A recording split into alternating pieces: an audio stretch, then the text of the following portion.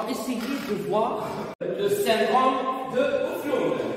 Les indigestions chez les ruminants, ce sont tous les dysfonctionnements du réticulo-rumen, le RR.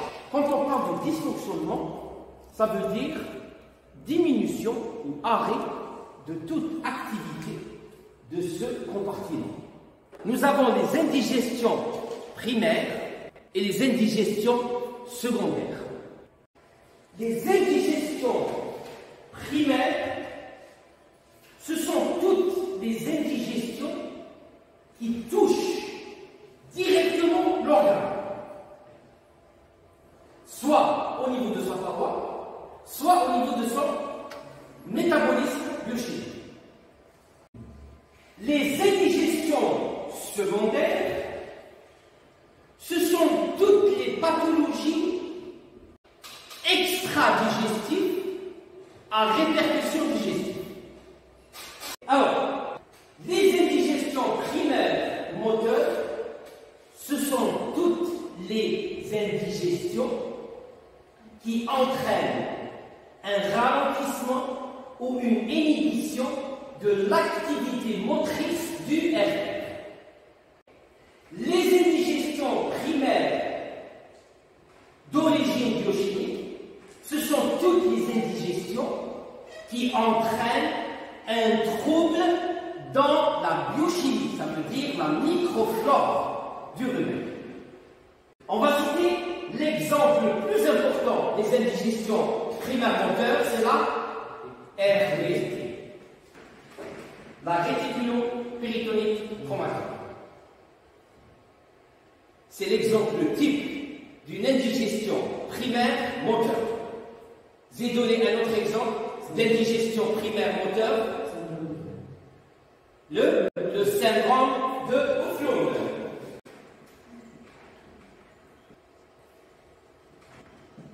Syndrome de O'Flynn. On va essayer de le traiter aujourd'hui, Inch'Allah. Attendez un exemple d'indigestion primaire exogénique, l'acidose, avec les deux types d'acidose. Ah, je vous mets les deux types, la lave et la sable. La lave, c'est l'acidose lactique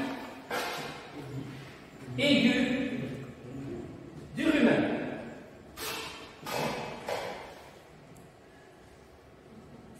L'acidose lactique aiguë du rumen.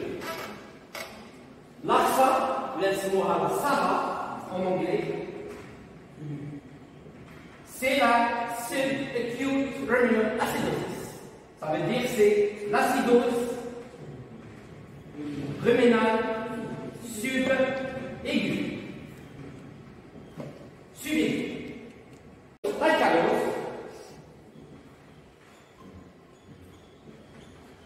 La calose, l'impaction du rumen et toutes les pathologies qui touchent la flore ou bien le liquide intra-ruminal. La plupart des affections chez la vache, elles se répercutent automatiquement vers le tube digestif. La météorisation gazeuse n'est jamais due à un excès de production de gaz. On a besoin d'un rappel anatomique. Un rappel anatomique. La structure du tube digestif en général. Le nerf vague. Les voir, la dixième paire. La dixième paire. Donc la dixième paire, تخرج لنا من البلب rachidien. Elle longe l'œsophage et au niveau du cardia, elle va donner deux branches. La branche ventrale et la branche dorsale. La branche dorsale et la branche ventrale. La branche dorsale, elle va donner des ramifications pour innerver le sac dorsal antérieur, le sac dorsal postérieur une partie du feuillu. Une partie, le feuillu. La branche ventrale, elle va innerver le sac ventral antérieur, le réseau, le sac ventral postérieur et la canette. هذا كامل c'est le pneumogastrique. Qui dit il contrôle les parois, c'est lui qui contrôle aussi l'ouverture et la fermeture des orifices, que ce soit l'oro ou le pylore.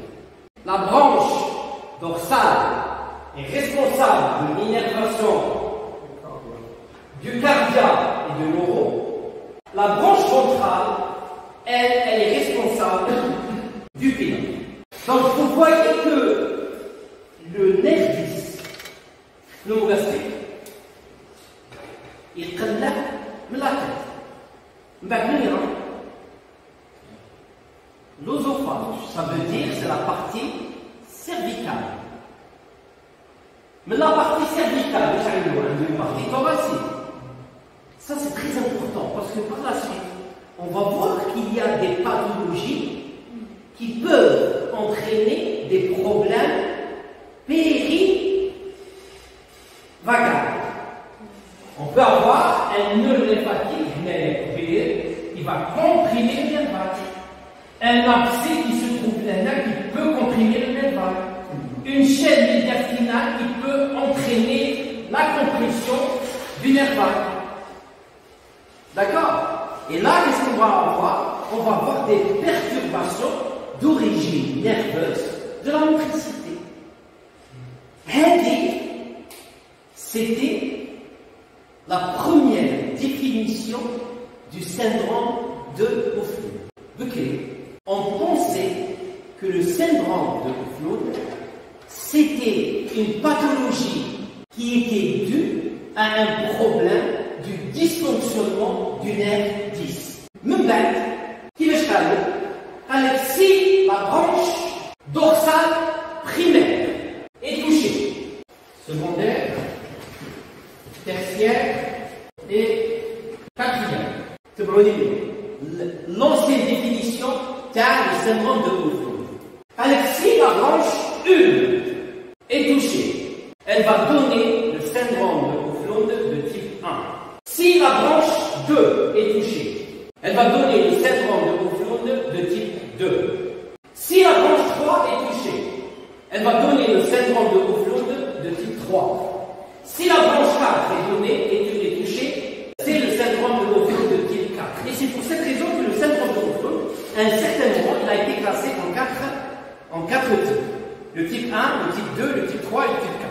On bâtit chaque branche métrage, donc elle va entraîner automatiquement le dysfonctionnement de la partie innervée avec la conservation de la motricité des autres réservoirs. Mais on a remarqué que des fois, nous avons des troubles fonctionnels au niveau de l'orifice réticulo-nasal et au niveau du pylore sans atteinte du nerf vague. Ça veut dire que le syndrome de Höflin n'est pas spécifiquement dû à un trouble au niveau du nerf vague. On pouvait avoir des problèmes mécaniques extranerveux qui entraînaient le même syndrome, et on va le voir. Quand il y a la classification, il faut la revoir. La classification, il faut la revoir. La classification la plus intéressante et la plus juste.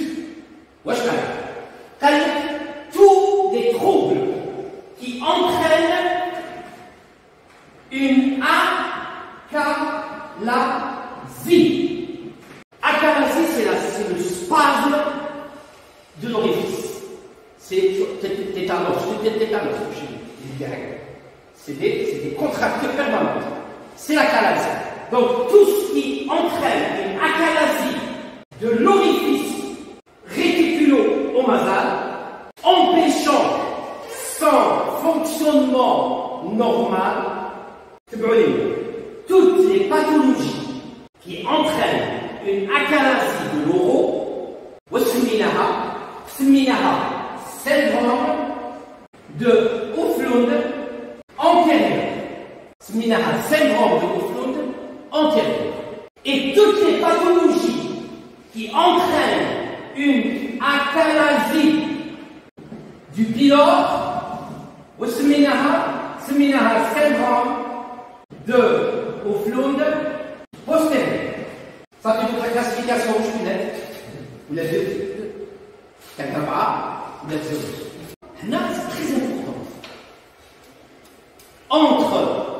Entre la première définition qui était strictement nerveuse, et c'est pour cette raison que je connais le syndrome de O'Flynn, le syndrome vagus, qui était en relation avec le nerf vague. D'accord? La nouvelle classification toutes les pathologies qui entraînaient une achalasie de l'oro, c'est un O'Flynn antérieur. Alors, parmi les étiologies, on peut avoir l'étiologie nerveuse, mais on peut avoir aussi l'étiologie mécanique. Corps étranger,